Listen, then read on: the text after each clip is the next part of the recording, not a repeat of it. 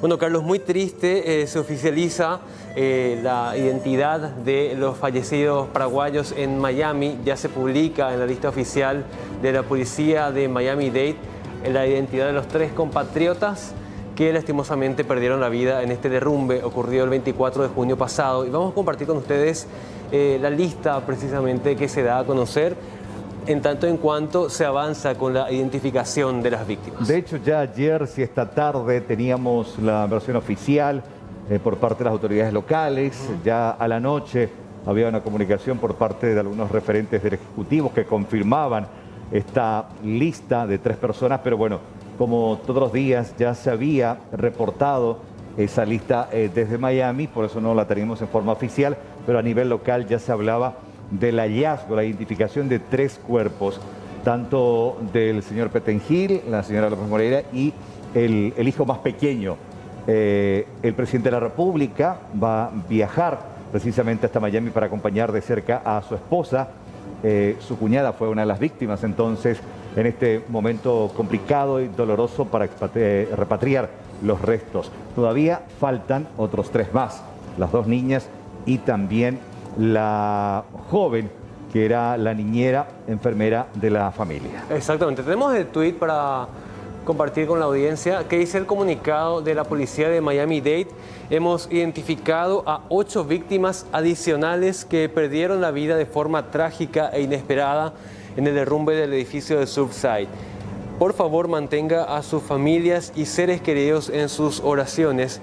Y ya figuran los nombres de nuestros compatriotas. Luis López Moreira, de 3 años de edad, recuperado el día 7. Sofía López Moreira, de 36 años, cuyos restos fueron recuperados el día 8. Y Luis Pettengill, de 36 años, cuyos restos fueron recuperados el día 7 de julio. Mucha tristeza y bueno, también nuestras condolencias a las familias afectadas aquí desde C9N. 13:07, repetimos, una siesta tarde calurosa a estas horas en Ciudad Capital. ¿Cómo se viene el resto del día? ¿Cómo se viene el fin de semana? ¿Qué nos dice Meteorología? A ver, 27 grados de temperatura, hay mucho calor en la zona metropolitana. Vamos a ver los datos actuales de la Dirección de Meteorología. Son las 13:07. La térmica es la misma, el cielo está despejado, la humedad es del 36%, soplan vientos del noreste a 17 kilómetros en la hora. En lo que resta de esta jornada, máximas de hasta 30 y mínimas de hasta 17 en horas de la noche y madrugada. Rápidamente al extendido, a ver cómo se presenta el tiempo según la Dirección de Meteorología para los siguientes días. Este sábado, mínima de 17, máxima de 27 grados. Este domingo, mínima de 18, máxima de 32. Este lunes, mínima de 20, máxima de 33. Y el martes, mucho calor, mínima de 21 y máximas de hasta 34 grados. Así que mucha atención con el calor que se viene en el pleno invierno. Vamos a la cotización de monedas. El dólar a la compra se cotiza a 6.680, a la venta a 6.770. El euro a la compra 7.800, a la venta 8.350. El peso argentino a la compra 35, guaraníes a la venta 45. Y el real brasileño a la compra 1.230 y a la venta 1.300.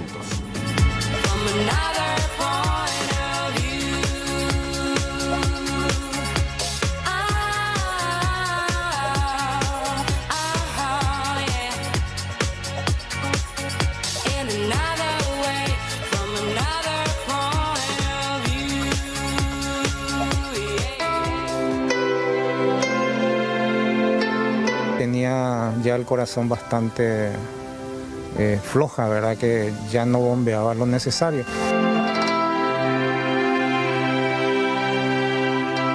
El mundo se te viene encima y el único sostén que uno se da la vuelta y mira o le tiene enfrente es a la familia. Es un milagro divino, ¿verdad? Uno viniendo del ángel donante, que es lo más difícil, que yo creo que es lo que tendríamos que concientizar a la gente.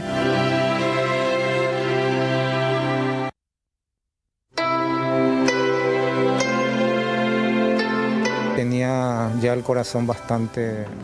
Vamos con la primera información. Esto era noticia en la tarde-noche de ayer y tiene que ver con esta ola de ataques por parte de delincuentes conocidos como tortoleros. Esto ocurría sobre la Transchaco. Finalmente hubo el reporte al respecto y tenemos el informe.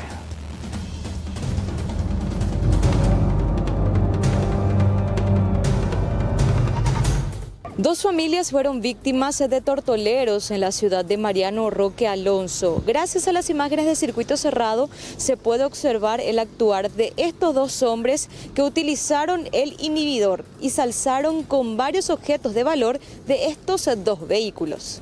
Según estábamos viendo en las cámaras y porque nuestro vehículo cuenta con una alarma de seguridad, no se activó. Entonces sospechamos que habrán utilizado el inhibidor de alarmas. El de mi cuñado no tiene alarma, entonces rompieron el vidrio de la parte de atrás del lado del conductor. El lado que no se veía, el que estaba para un baldío que no daba hacia la ruta. Pero en las cámaras igual se puede ver que llegan en un vehículo y son dos personas. Por el tamaño de una de las personas pensamos que es un niño, ojalá que no, pero parece ser un niño con una persona adulta que es de tamaño imponente. Sí. Y en tu caso, por ejemplo, de tu vehículo, ¿qué se llevaron? Llevaron casi 2,5 millones, llevaron la billetera de mi marido, su cartera, su mochila, todos sus documentos, todos los documentos habidos, llevaron mi tarjeta de crédito, débito. Yo no tenía ahí mi cartera por suerte, entonces no pudieron llevar más documentos míos, ni otras pertenencias. Llevaron también purificadores de aire que tenemos, mi marido es asmático, entonces él suele usar eso, entonces siempre lleva a todos lados su purificador de aire. En su mochila seguramente tenía medicamentos que hasta el momento no estamos pudiendo recordar cuáles eran. Claro. Y el vehículo de mi cuñado llevaron una notebook que es de su trabajo, su impresora, porque ellos estaban viniendo del trabajo.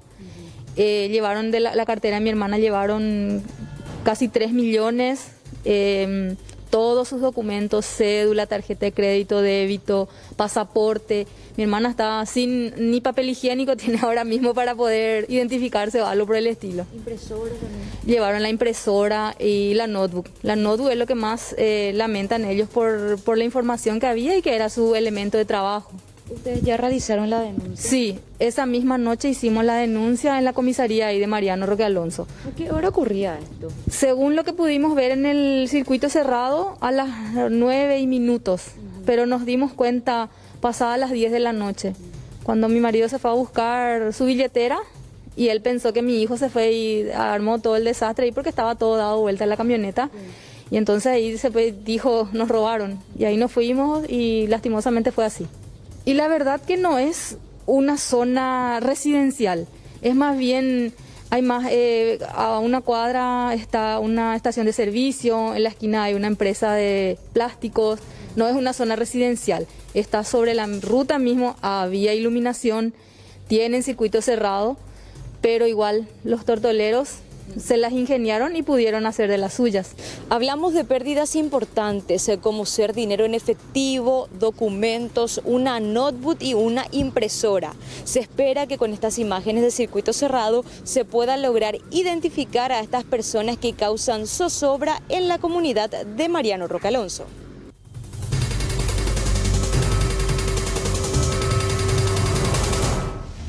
Salto tipo comando en la zona de Mariano Roque Alonso. La víctima en este caso fue un joven de solo 22 años, identificado como Jorge Luis Jiménez Ovelar, quien se encontraba acompañado de un menor en el momento del hecho.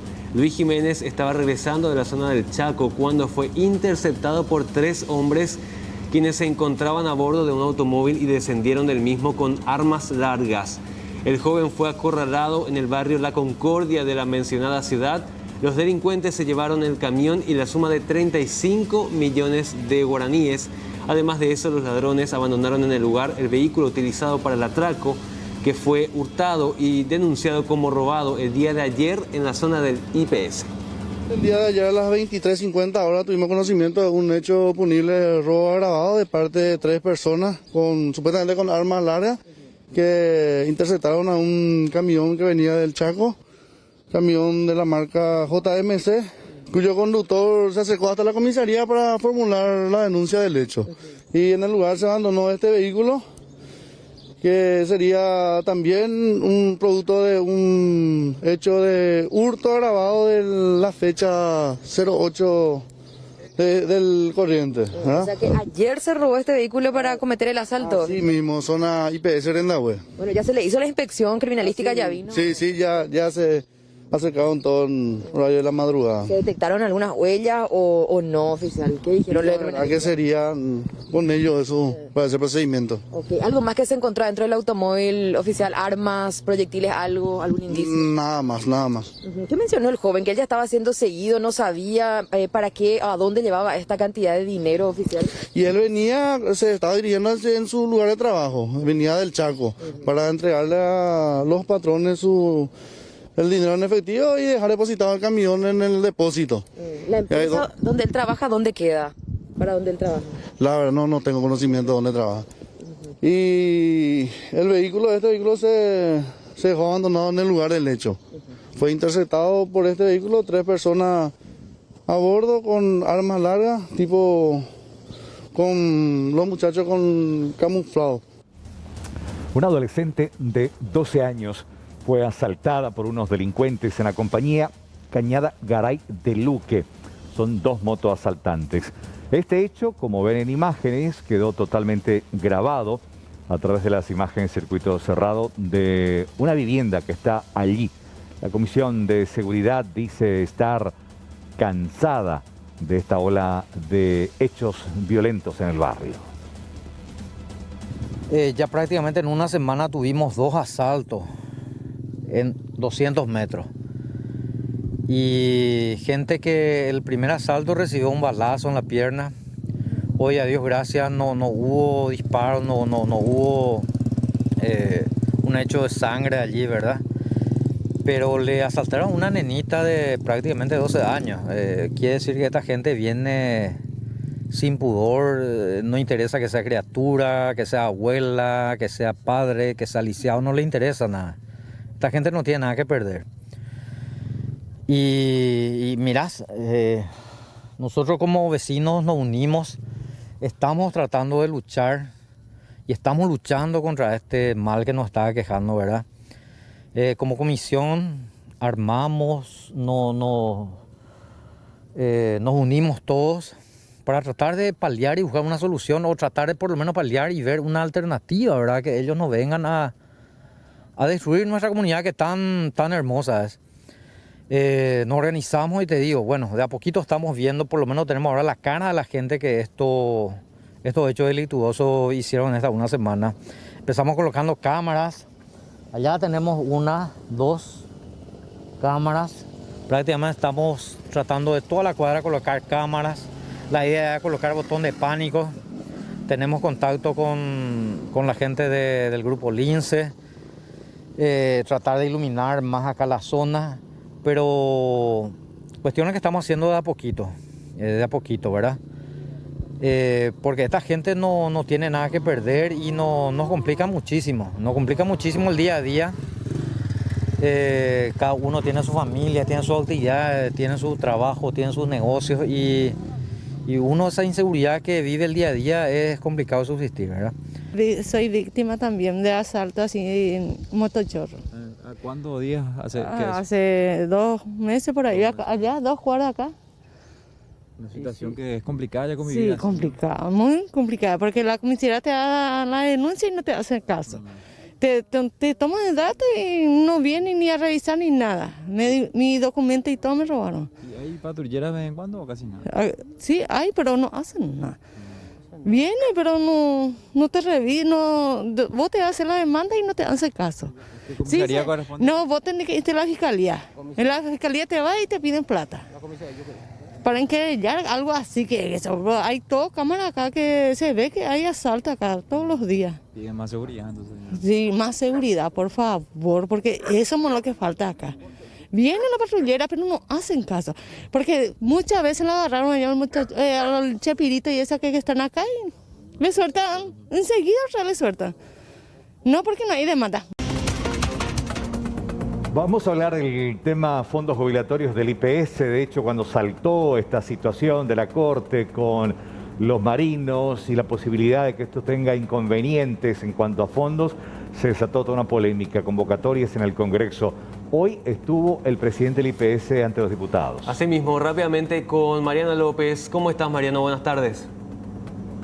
Hola Juan, ¿cómo estás? Hola don Carlos, el saludo a ustedes y a los televidentes. Imagínense que un viernes se realizó esta reunión, participaron varios diputados y el convocado fue el presidente del Instituto de Previsión Social, el doctor Vicente Battaglia, quien vino acompañado de su equipo de consejeros. El tema de conversación fue los fondos jubilatorios y decían los diputados que no solamente preocupa la situación de los fondos jubilatorios del Instituto de Previsión Social, sino que también preocupan las otras cajas que existen en el país. ¿Qué es lo que va a pasar con el IPS? Y escúchenme, porque explicaba el presidente del Instituto de Previsión Social que cada 3 años se hace un cálculo o una proyección respecto a lo disponible para la jubilación y también lo que tiene que ver con los aportantes, es decir, lo que se recauda en materia de seguridad social.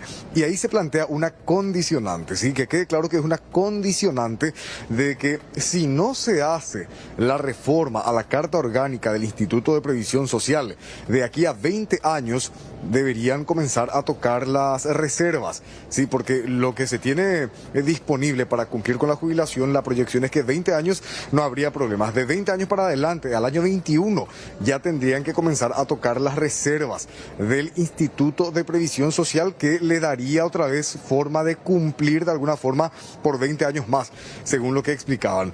Y con respecto a la situación de los marineros, que recordarán ustedes, se tornaba un caso polémico en el sentido de que son personas que aportaban sumas millonarias al IPS y que consecuentemente exigían también que la jubilación tenga relación con el monto que ellos estaban percibiendo en concepto de salario cuando eran aportantes activos. En ese sentido hay un dato también importante. El doctor Battaglia dijo que hay más de 5.000 personas que ganan por encima del tope promedio, por encima de los 20 millones de guaraníes. ¿Sí? Más de 5.000 personas, 5.000 trabajadores ganan más de 20 millones y están aportando al IPS, que en un futuro, cuando se jubilen, también lógicamente van a querer jubilarse de acuerdo a lo que venían ganando. Ante todo este escenario, esta situación, conversábamos con algunos diputados, entre ellos Sebastián Villarejo de Patria Querida y Raúl Latorre, presidente de la Comisión de Seguridad Social de la Cámara Baja, y ellos explicaban y expresaban su preocupación, no solamente con esta caja, sino con las otras cajas del país. El principal problema es la informalidad. Muy poca gente aporta al seguro social. Y Latorre hacía así un análisis más detallado de lo que tiene que ver con esa proyección de aquí a unos años, y escuchen ustedes la explicación que daba. El IPS tiene muy pocos aportantes todavía, porque en la medida que vos tenés aportantes recaudas más. Entonces, por eso yo soy muy crítico del gobierno, Mariano, porque ¿qué ocurre? En el peor momento del Paraguay con la pandemia, en vez de que la gente se dé cuenta, convenía ser formal, porque entonces apostaron a la formalidad y premiaron a los formales, eso no ocurrió. Este era el momento donde uno tenía que demostrar, chalapucha, vale la pena ser formal, porque si IPS de los 600 y pico mil que hoy tiene de aportantes crece a 1,5 millones, a 2 millones, cambia radicalmente también su duración en el tiempo. Y eso debemos hacerlo como país, porque realmente comprender que es importante aportar a un haber jubilatorio es una previsibilidad para el futuro de cada uno de nosotros como ciudadanos. Ahora, hay una realidad, las otras cajas están con problemas. Que 16 años para empezar a utilizar la reserva de la previsional en base a los cálculos de los representantes de la previsional es poquísimo tiempo, y que es necesario en primer lugar empezar a revisar algunos planteamientos a partir de un consenso importante entre todos los actores involucrados para revisar la situación de estos fondos.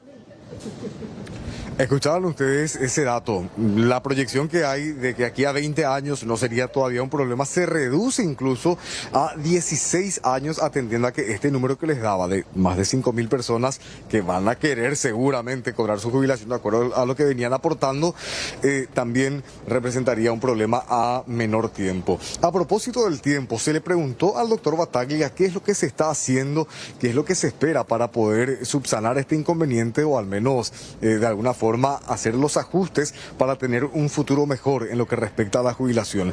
Y él mismo dijo y se excusó con lo que tiene que ver con la pandemia, todo lo que ha demandado en inversiones, en gastos, en planificación, en atenciones que han tenido que brindar en el marco de la emergencia sanitaria. Y él decía, esa cuestión era muy urgente y la tuvimos que atender.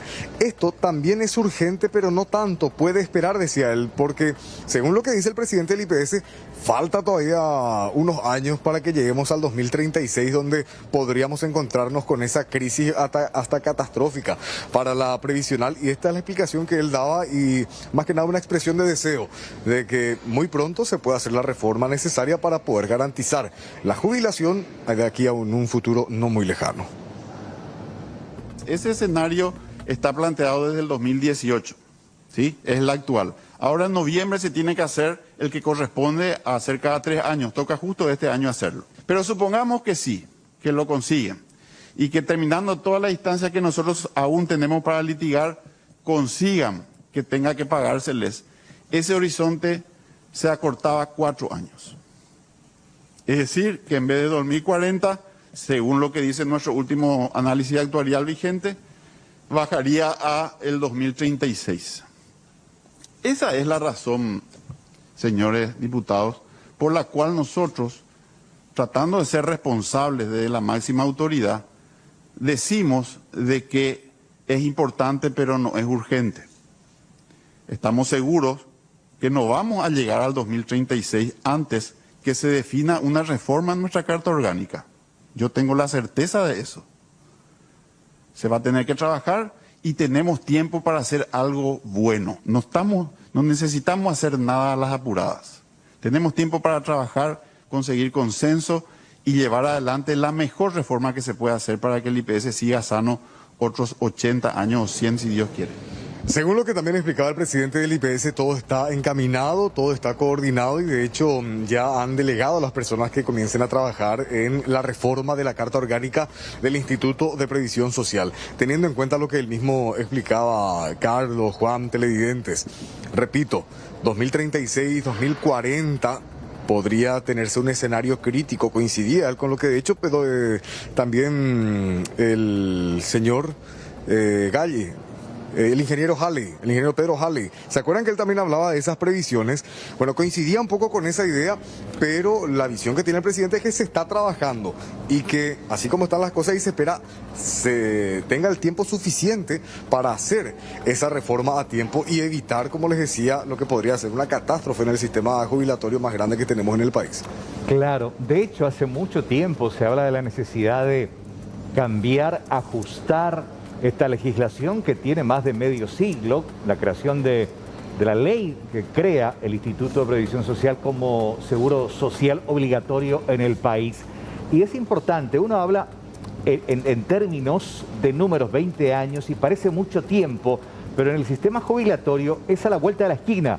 Significa que entre vos, yo y algunos, que dentro de 20 años nos va a tocar la jubilación, ya no va a haber fondos, o si hay, va a haber un serio inconveniente. Entonces acá es siempre la previsibilidad, ¿entendió? A futuro siempre. Cuando hablas de IPS, no puedes hablar para el próximo año ni aquí a 3, 4 años. Tienes que hablar de aquí a 20, 30 años para aquellos que estamos aportando y que vamos a terminar necesitando de eso que hoy nos descuentan y estamos contribuyendo para las arcas.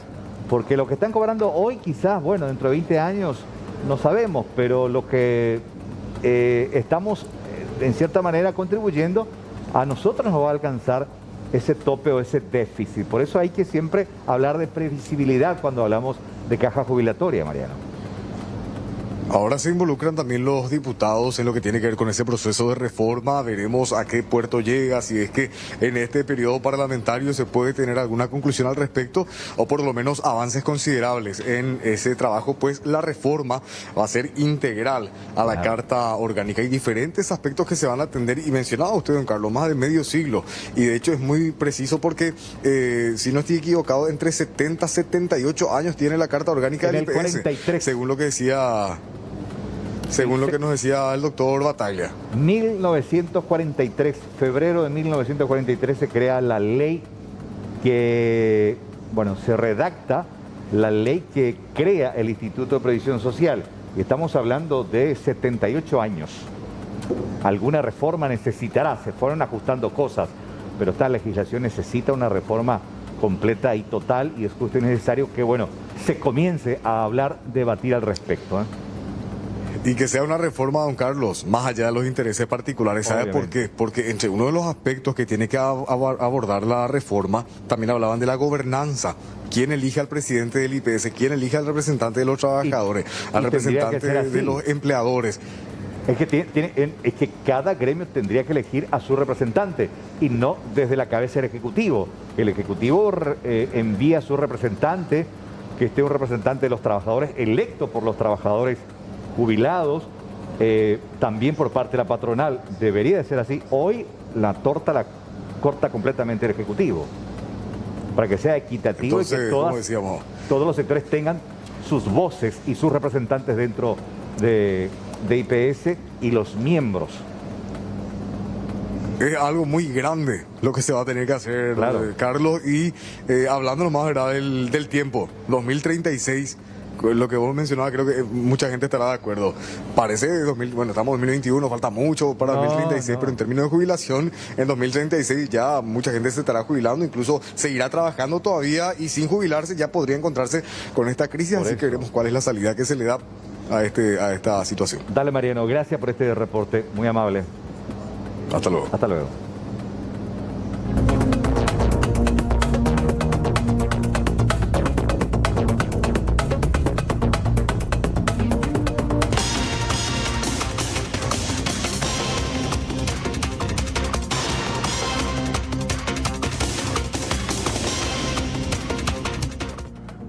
Vamos hasta la zona de Nueva Italia para contarles acerca de este robo efectuado en horas de la madrugada. Y vean ustedes la forma en que se causaron destrozos en las oficinas administrativas de la comuna de Nueva Italia porque delincuentes ingresaron a robarse dinero en efectivo, cheques y una computadora.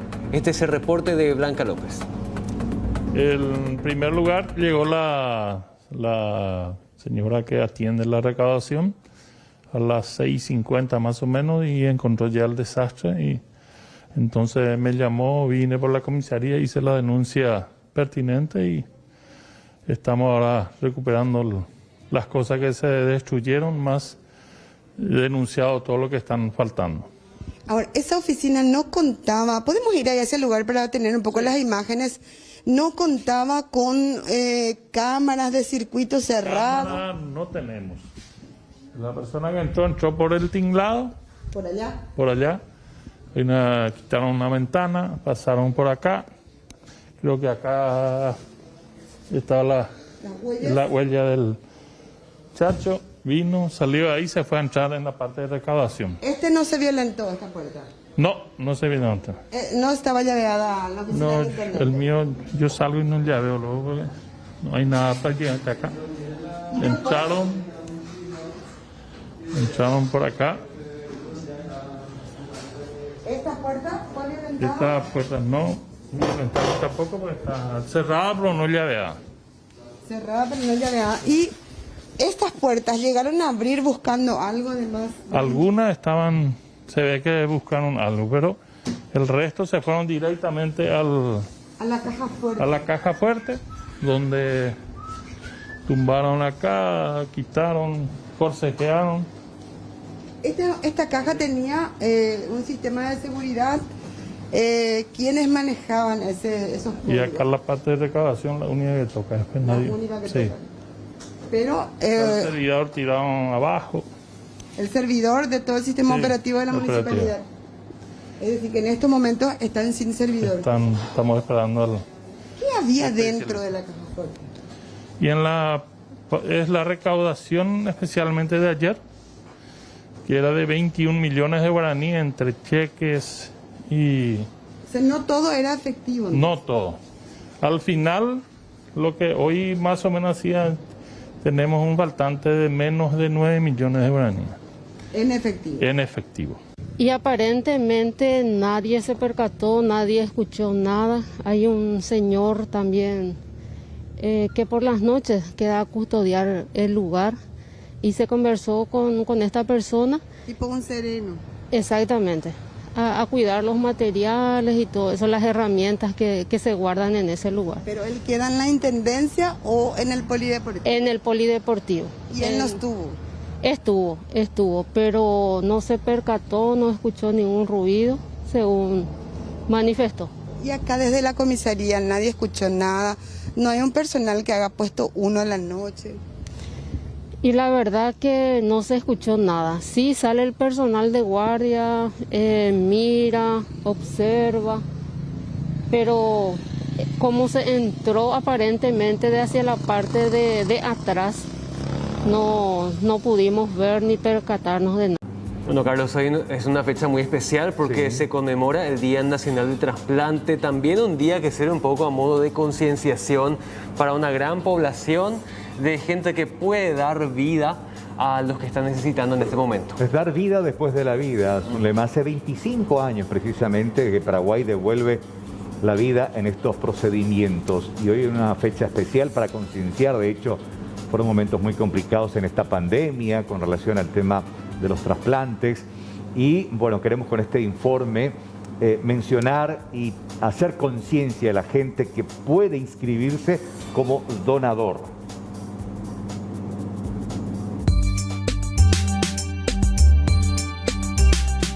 Hace 25 años, Paraguay ingresaba a la lista de países en hacer trasplantes. Con esto, miles de almas renovaban sus esperanzas de seguir viviendo. Carlos Guairé es uno de los que apeló a un milagro para recibir un nuevo corazón. Milagro que se le concedió un 27 de marzo del 2019. Un diagnóstico de miocardiopatía dilatada lo puso en lista de espera. Tenía ya el corazón bastante floja, ¿verdad? Que ya no bombeaba lo necesario. Inclusive antes de mi trasplante se me había colocado un resincronizador, un aparato que cumplía 3 funciones, que le ayudaba al corazón a bombear, que en caso que yo tenga un paro, él me daba un shock eléctrico y me volvía a... Y ni con ese aparato mi corazón ya no estaba funcionando como tenía que ser y la única opción ya era el tema del trasplante, ¿verdad? Carlos esperó un año. Actualmente 166 pacientes aguardan un órgano. En su momento la familia de Carlos encabezó una campaña de concienciación para ayudarlo. Hoy tiene 52 años, su esposa y sus 2 hijos que son sus pilares. Carlitos, el hijo mayor, en una serie de dibujos imaginando su deseo, plasmó el futuro. La familia es la base porque el mundo se te viene encima. Y el único sostén que uno se da la vuelta y mira o le tiene enfrente es a la familia. Yo estaba muy triste antes cuando mi papá estaba mal y siempre intentaba hacer lo mejor para poder ayudarle y eso.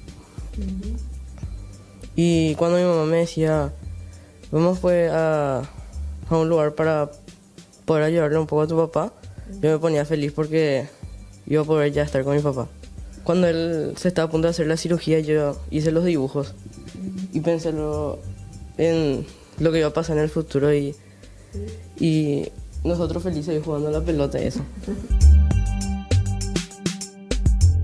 La pandemia vino a modificar cualquier deseo de cada uno de los pacientes en lista de espera y de los avances que se pudieran hacer.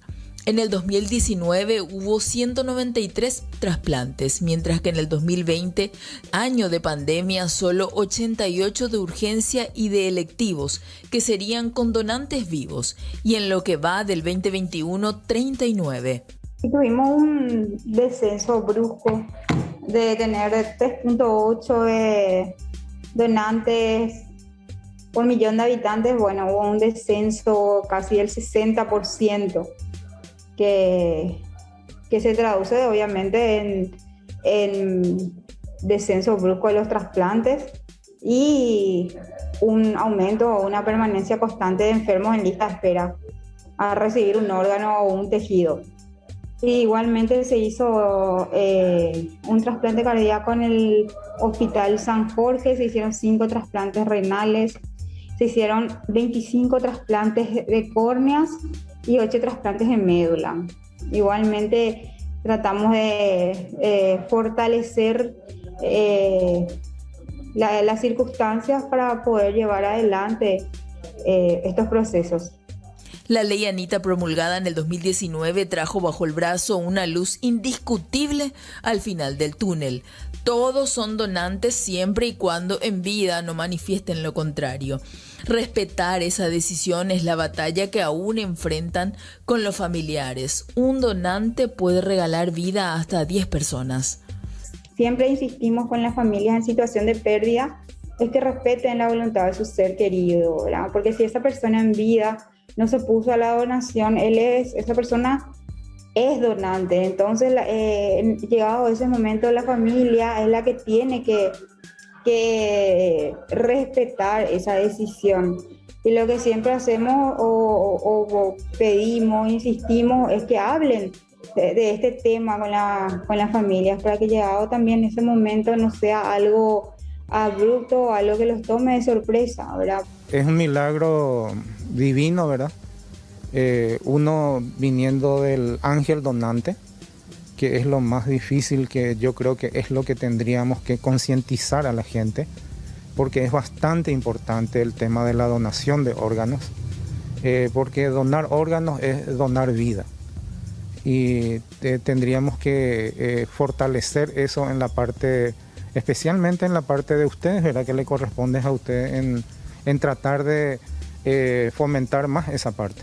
El ángel donante, porque yo estaba en una situación bastante crítica cuando sucedió, pero posteriormente yo me enteré de que este ángel donante fue uno de los que más órganos donó. Y gracias a eso son 10 órganos que había donado, y le está volviendo a dar la oportunidad a 10 personas o a 10 familias a vivir.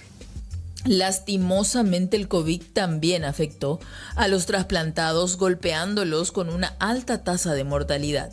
Asimismo, con las consultas que se volvieron virtuales, no así con la medicación de por vida, con la cual no hubo mayores inconvenientes. 15 fallecidos, está llegando a una tasa de 4.8% de mortalidad en los pacientes trasplantados, 4.8% de mortalidad en los pacientes trasplantados. Por eso que insistimos también desde el INAT. 5 hospitales de referencia centralizados en Capital, pacientes que en su mayoría ya están vacunados para seguir la batalla.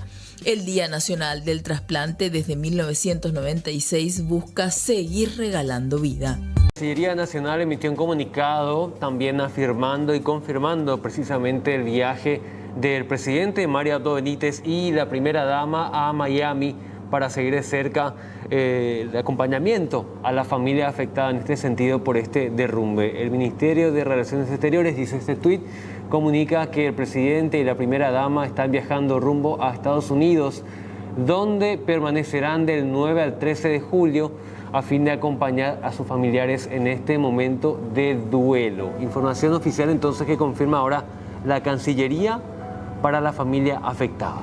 Y precisamente al respecto es importante comentar que ya ayer se tenía la confirmación, sin embargo recién hoy la policía de Miami publicó la lista de aquellos cuerpos que fueron rescatados y posteriormente reconocidos, y lamentablemente en esta lista aparecen Sofía López Moreira Bo, que es hermana de la primera dama, cuñada del presidente de la República, Luis Petengil, que es el compadre incluso también del jefe de Estado, y su hijo menor.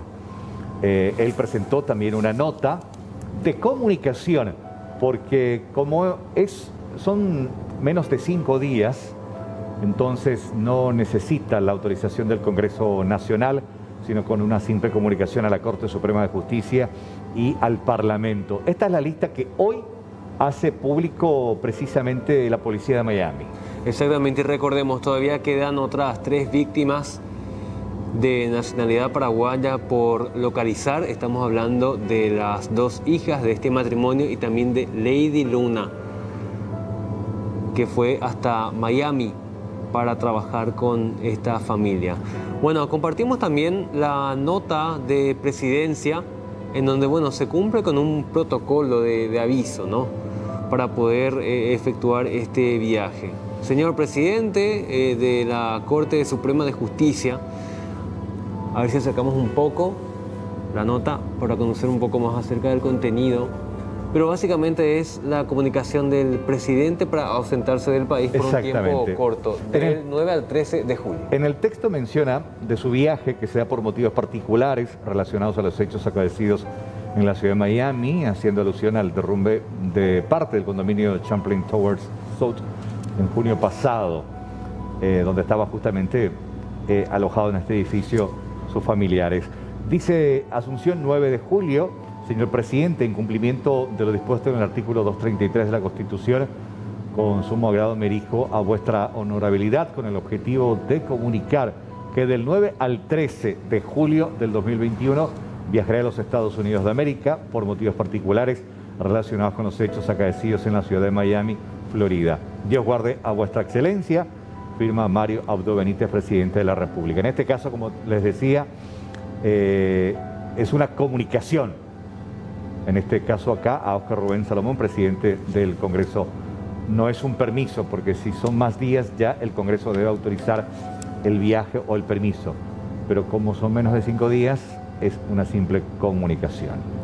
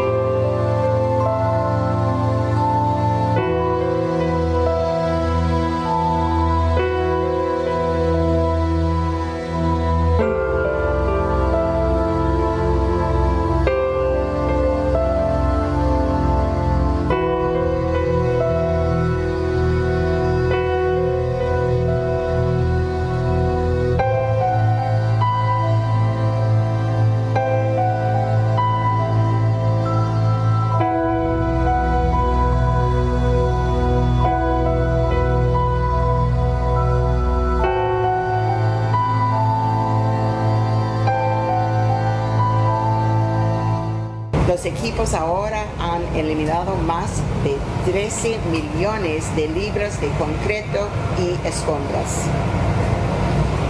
Desde nuestra última sesión, nuestros primeros en responder han descubierto a otras 14 víctimas de esta tragedia. El número total de muertes confirmado es 78. De las 78 víctimas confirmadas, 47 han sido identificadas y sus familiares notificados. En este momento estamos utilizando esta maquinaria pesada y también maquinaria liviana para surtir estos escombros que quedan. Lo que estamos usando la maquinaria pesada con mucha precisión, sabemos en qué áreas estamos buscando y en qué áreas debemos utilizar maquinaria pesada. Los escombros que están en este momento los han dividido en varias partes y la maquinaria pesada se está utilizando especialmente en esas partes donde sabemos que tal vez ya no hay víctimas. Tenemos como 55 documentados con casos que no sabemos dónde están. Entonces hay otro número, es casi 20, que no sabemos si estaban ahí, si son números incorrectos o que piensan que estaban ahí pero no estaban. Y también tenemos el proceso de identificar a los que han fallecido también. Cuando empezamos a identificarlos, esos números empiezan a cambiar. Es muy delicado y siempre hacemos todo pensando en la familia. Bueno, enseguida ampliamos este tema. El golpe al bolsillo del momento, Carlos, es la confirmación de la subida del combustible. 1.200 guaraníes ya en lo que va del año 2021. 400 guaraníes más, precisamente, en todos los combustibles. Muchos incluso hacían esa analogía y ya nos faltarán los memes de que, bueno, ya está el vacunatorio. Les tocó hoy porque con esta noticia se desayunó la gente. Igual también la ciudadanía manifestó su amplio rechazo a esta nueva suba de combustible que empieza a regir, repetimos y reiteramos, desde el día de hoy, viernes, en todos los emblemas privados. Escuchemos lo que decían los representantes de los emblemas que efectúan esta subida. Los precios internacionales están al alza desde principio de año y básicamente se debe a que las naciones más desarrolladas, Estados Unidos, gran parte de Europa, China, están ya dejando atrás la pandemia y bueno, su reactivación económica hace que el consumo sea mucho mayor, ¿verdad? La mayoría de los emblemas subimos los precios hoy. Hay algunos que capaz puedan aguantar 1 o 2 días más, pero la suba es general, sí. Hasta ahora está en alza. De hecho, las peores predicciones de los medios internacionales hablan de que el crudo estaría llegando a los $100 por barril a fin de año. Ojalá que no. Ojalá que antes de eso los productores de la OPEP y Estados Unidos lleguen a un acuerdo para producir lo suficiente como para poder abastecer a la demanda creciente que están teniendo estos países, estos grandes países del norte, ¿verdad? Desastre total. Ya, a la pinta. 800 ya prácticamente en 2 meses. En 2 meses. Muy poca ganancia deja todo. No, para más que no hay nada. Está peor está la situación. Ahora va a ser peor. Mucho ya 400. Sí, es mucho, señor. Mucho. En un país tan pobre como el nuestro, ¿sabes lo que eso implica? Suma mucho. Suma mucho. Calcular en el mes y este pueblo no gana buen dinero. Gracias. Y está bien, ellos hacen lo que les parece. ¿Golpea el bolsillo? Claro, papá. ¿Qué es lo que vamos a hacer si este gobierno no sirve para nada? Lo único que ellos quieren plata y a los pobres les quieren dejar por el suelo. ¿A usted, por ejemplo, le golpea fuertísimo? Sí, fuerte. Porque aquí en general combustible, trabajan diariamente de esto. Y de eso, si no, no trabaja. Ahora se reduce muchísimo el margen de ganancia. Bajó mucho, muchísimo bajó. Por la noche ya no hay más nada. Y solamente por acá, por el mercado, lo que algunas cositas salvamos, nada más. No hay luego movimiento, ahora sube otra vez el combustible. Y sí, y está, no sabemos qué es lo que va a pasar en este, porque cada vez alzan el combustible, alzaron el sueldo supuestamente y subió toda la mercadería. Todo otra vez con esto. Sí.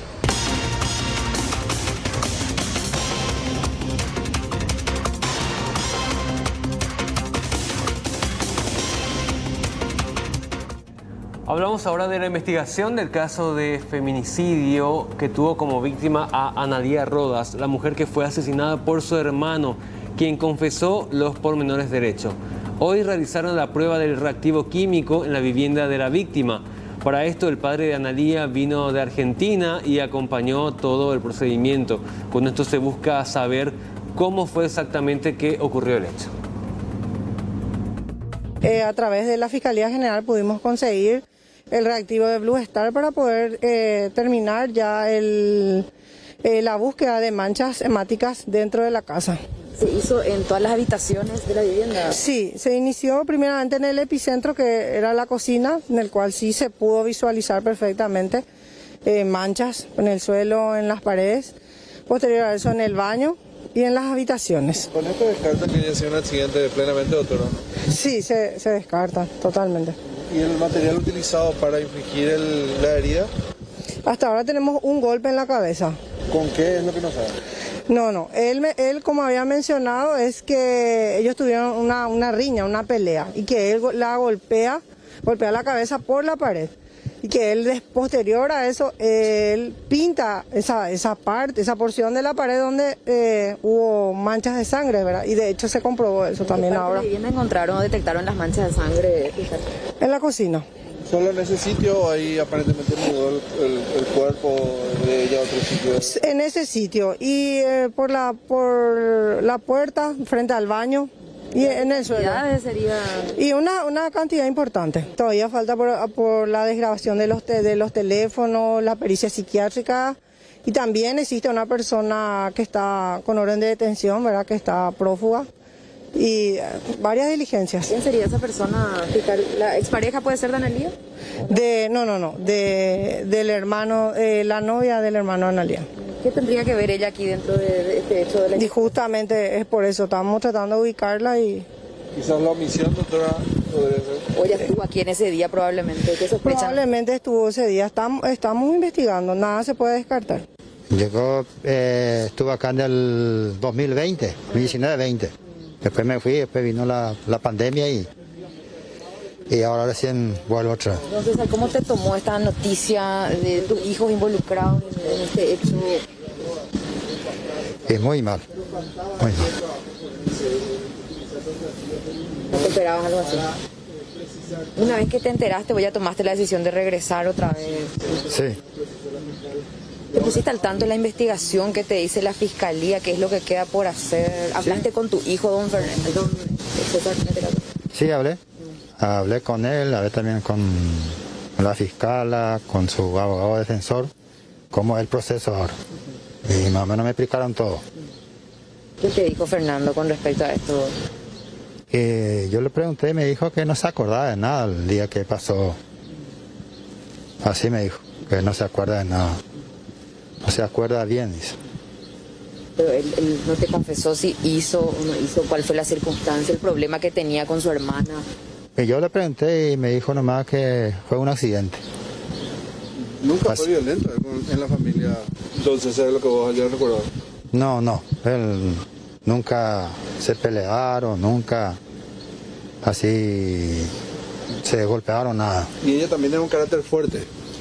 Analía sí tenía un carácter fuerte, pero por ahí sí Fernando le golpeaba, ella ya le iba a decir a su hermana o no le iba a dejar así. ¿Tu hijo Fernando consumía algún tipo de droga, sustancia? Estaba bajo medicamento, siempre seguía su medicamento, pero creo que en los últimos tiempos al menos dejó de consultar a su doctora. ¿Te encontraron aquí en tu casa hoy?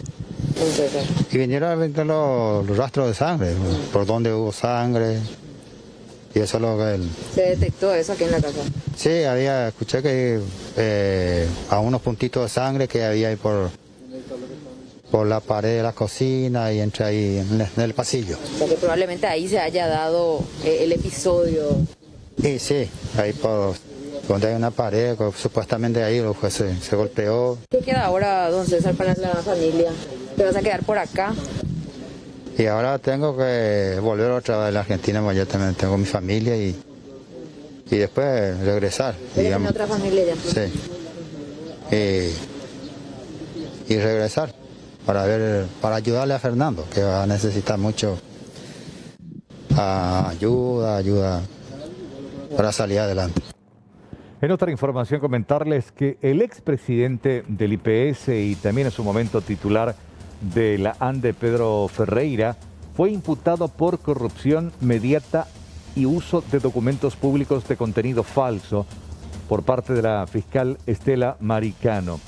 En la misma causa fue imputado el empresario Francisco Grillén, a quien se le agregan los delitos de apropiación y declaración falsa. La causa, abierta contra ambos, es por un conflicto entre accionistas de una empresa constructora en que se habría causado supuestamente un perjuicio de 20.000 millones de guaraníes a una de las partes. Ferreira, supuestamente, siendo presidente de ANDE y decano de la Facultad de Ingeniería de la UNA, presentó un certificado falso como funcionario de aquella empresa y junto con Griño produjeron facturas y documentos apócrifos para apropiarse del monto que se le correspondía, en este caso, percibir como accionistas. Lo cierto y concreto es que fue imputado por producción inmediata y uso de documentos públicos de contenido falso.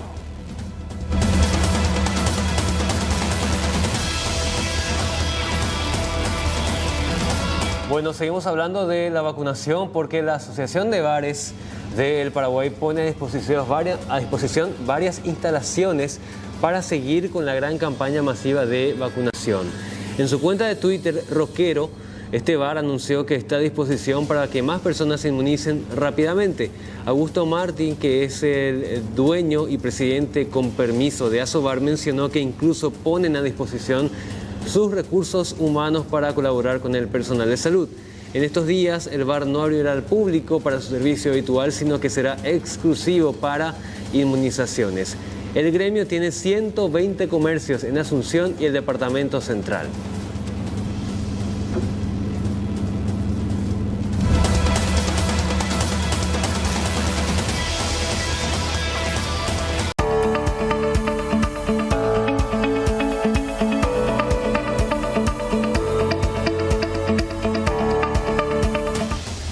Gran parte de nuestra popularidad como canal de noticias tiene que ver con usted como protagonista, como reportero ciudadano, gracias a este tipo de imágenes que nos hacen llegar desde la calle. En este caso nos reportan este problema con una calle inundada por agua servida desde hace ya un par de días y se reporta en pleno microcentro. Estamos hablando ahí sobre Montevideo, esquina Chile.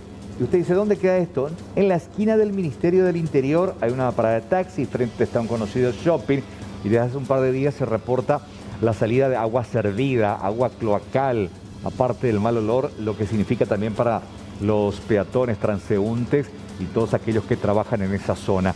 Aparentemente correspondería a un problema de la ESAP.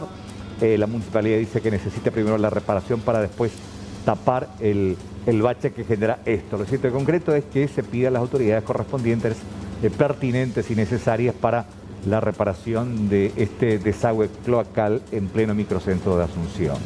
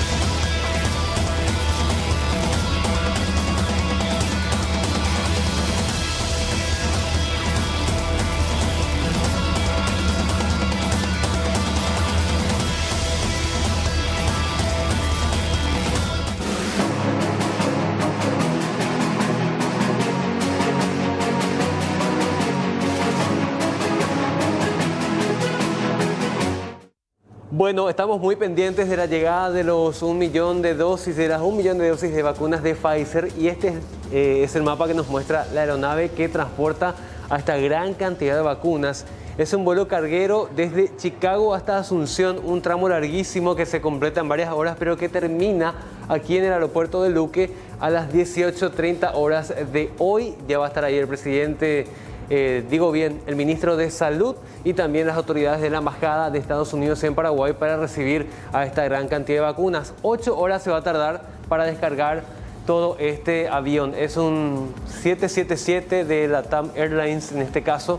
Se encuentra en cielos de Colombia en este momento. A ver si alejamos un poco ahí del mapa, en realidad al revés, para ver en qué lugar de nuestro continente se encuentra territorio colombiano, luego pasa por Bolivia y finalmente llega a Paraguay a las 18:30 horas, en 3 horas y 49 minutos. Son las vacunas de la esperanza realmente por la gran cantidad de gente que va a ser inmunizada con estas dosis a partir de este lunes.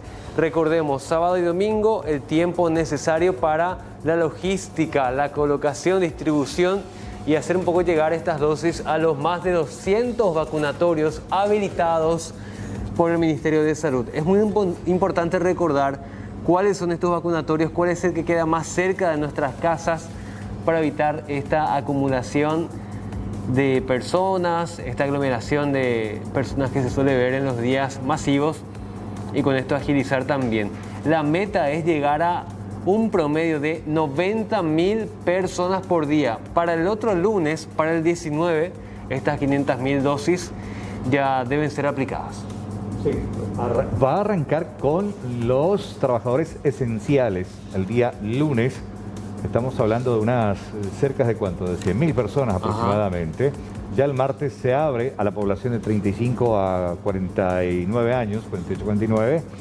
Y bueno, se habla y se estima que de estas 1 millón de dosis, unas 500.000 van a ser usadas para primera dosis y la otra van a ser guardadas para la segunda, que se debería de aplicar de acuerdo al protocolo en 21 días, en 3 semanas. Así mismo, así que bueno, muy pendientes del siguiente grupo. Estamos repasando nuevamente las personas, las profesiones afectadas, los trabajadores priorizados, docentes, policías, militares, bomberos, guardias penitenciarios, gente de fiscalía y también comunicadores a partir de este lunes y solo este lunes porque desde el martes las personas de 35 años cumplidos en adelante.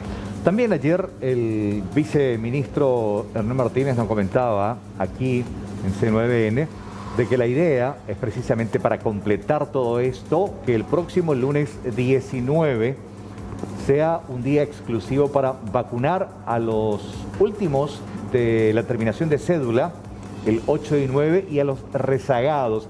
Y para esa jornada se está previendo, hay 2 alternativas.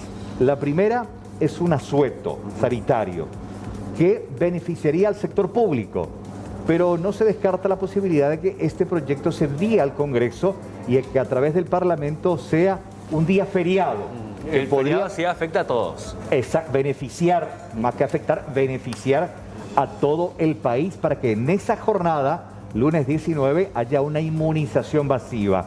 Y también decía, y ya nos revelaba el viceministro, que después de la segunda quincena de julio, la próxima semana, comenzarían a venir más vacunas, tanto de esta marca como de otras también, con lo que no se descarta que desde el martes 20 se pueda bajar esa franja etaria e ir vacunando a más gente.